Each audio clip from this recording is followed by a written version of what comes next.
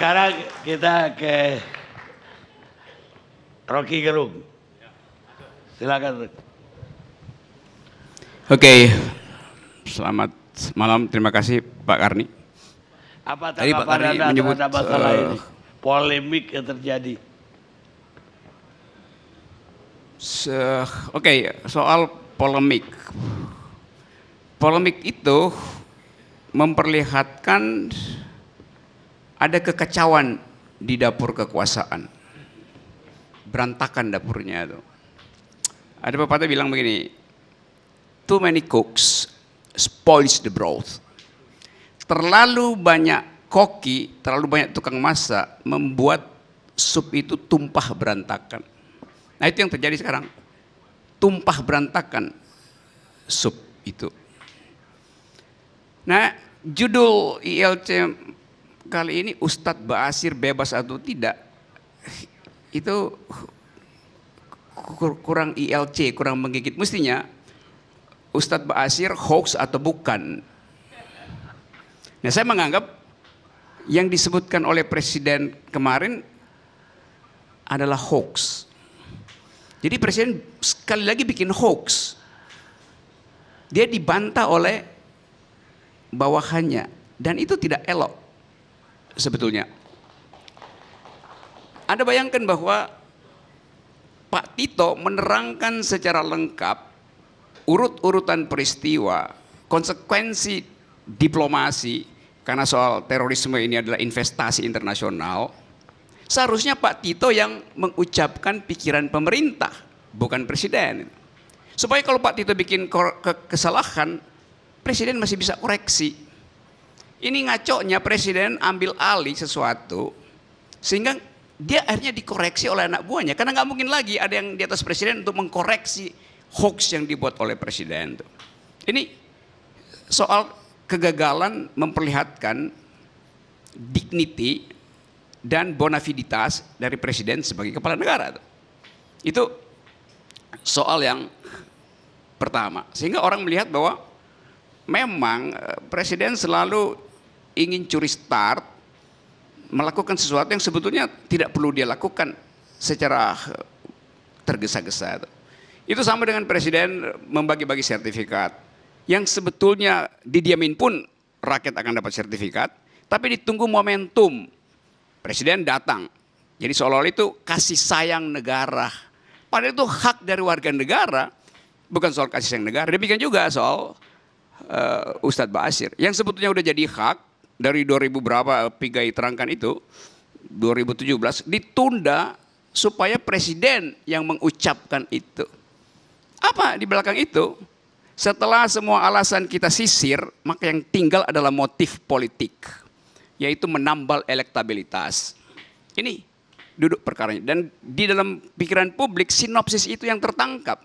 Mau dibantah dengan cara apapun, publik menganggap bahwa Presiden ingin menunggangi suara Islam karena statistik menentukan pemilu adalah tergantung pada suara Islam. Jadi kita tidak perlu menganalisis sesuatu yang kasat mata sebetulnya. Yaitu bahwa jumlah suara untuk memperoleh kekuasaan berkurang karena cara memasaknya keliru. Jadi seolah-olah Presiden itu mau bilang begini, Ma'ruf Amin kan tadinya merupakan premi untuk asuransi politik Islam. Dan karena kurang cukup, setelah beberapa kali terlihat tidak cukup, maka dicari asuransi lain, yaitu Ustadz Ba'asyir. Ini kayak orang rakus lagi sakit, mau pakai 2 asuransi itu. Ma'ruf Amin nggak cukup, didatangkan Ba'asyir. Tapi salah konsep, sehingga kacau lagi hari ini kan. Jadi nggak perlu diputar-putar, karena orang bisa lihat secara telanjang apa sebetulnya di balik motif itu tuh. Nah soal hukum udah dipersoalkan macam-macam. Tadi ditambahkan oleh Pigai soal kasus Robert Tantular segala macam.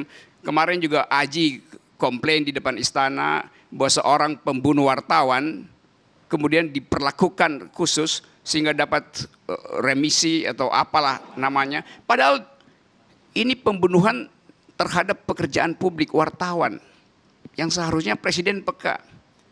Jadi masalahnya presiden tidak punya konsep terhadap penegakan hukum, tidak konsep tentang hak asasi manusia.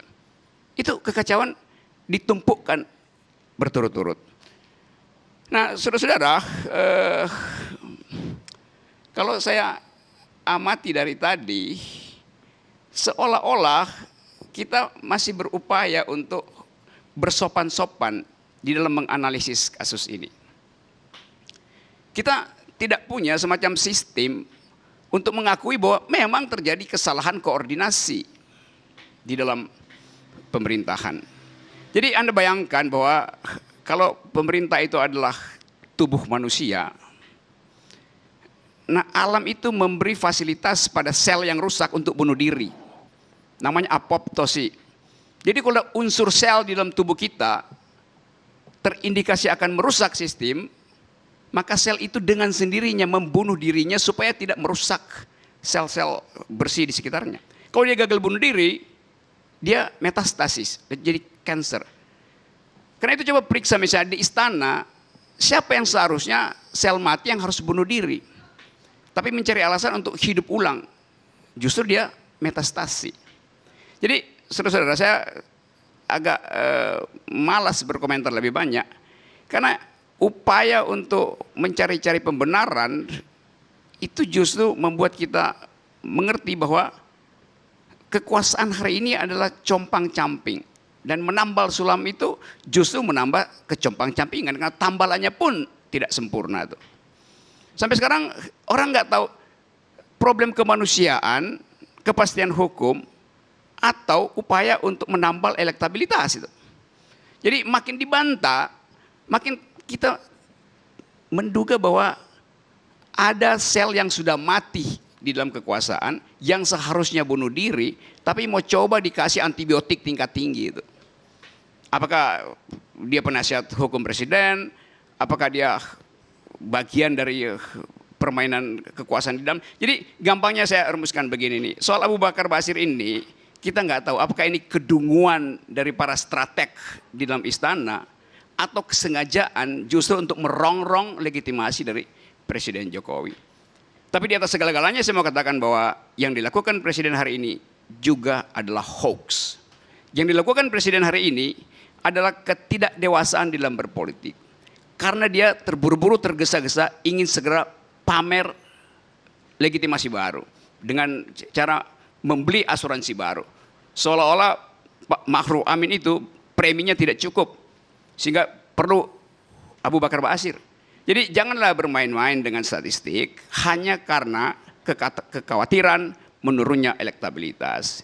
Jadi sesuatu yang terlalu dibungkus dibuat-buat justru menunjukkan bahwa di dalamnya ada lubang hitam yang sedang membuntuti proses demokratisasi. Dan kita bisa ditelan oleh lubang hitam itu. Nah, saya kira cukupkan di situ dengan kesan saya terutama adalah bahwa di istana sekarang sedang terjadi black market of justice, pasar gelap kekuasaan. Yang sampai sekarang orang tidak tahu siapa pemain utamanya, tapi yang kita tahu bahwa itu adalah ongkos yang berbahaya bagi demokrasi hari-hari ini. Saya kira itu, terima kasih. Dan saya mau tambahkan ikut berduka cita terhadap Pak Arhaman Toleng yang juga adalah guru dan sahabat saya. Kita sama-sama membentuk Forum Demokrasi bersama dengan Gus Dur dalam upaya untuk melonggarkan pembuluh darah publik yang pada waktu itu tersedak oleh kekuasaan. Hal yang sama sedang berlaku hari ini, bahwa pembuluh darah publik tersedak oleh kekuasaan, tersedak oleh ambisi kekuasaan. Saya kira itu, terima kasih Pak Karni, dan tidak ada pertanyaan lagi.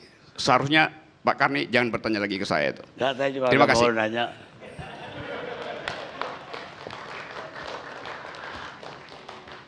Pemirsa, dalam masalah kebenaran dan keadilan tidak ada beda antara persoalan besar atau persoalan kecil, karena itu semua menyangkut hak yang sama pada warga negara. Albert Einstein. Kita rehat saja.